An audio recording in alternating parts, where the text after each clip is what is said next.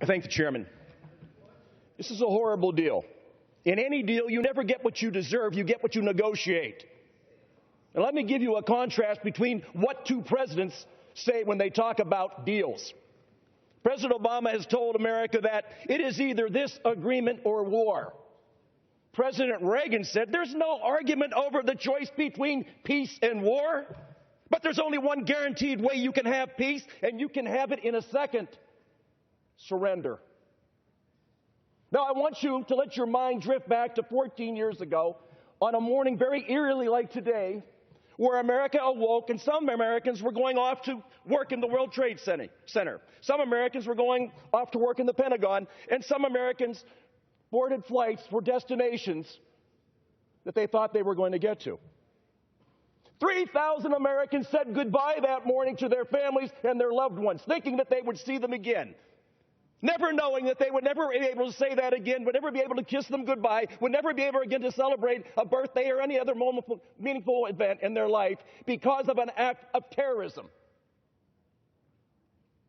Flight 93, and by the way, it was United Flight 93, where 37 passengers and 7 crew members boarded an airplane destined for San Francisco.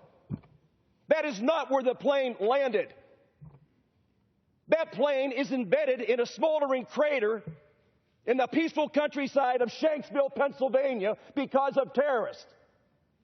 The members of that flight crew and of those passengers performed the greatest act of religious sacrifice that you can do. They gave up their lives for their lives of their fellow Americans. From a future filled with promise, and decided it was more important at that moment to sacrifice themselves. How in the world can we sit in America's house? And I speak to you today not as a Republican, but as an American.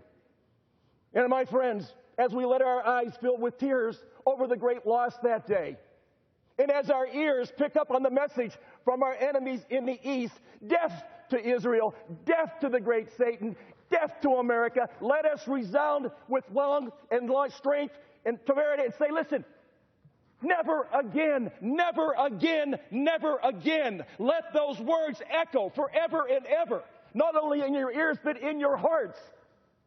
Do not cave in. Do not sacrifice the safety, the security, and the stability of 330 million Americans for the legacy of one man. That is not who we are. That is not who we've ever been, and that is not who we will ever be.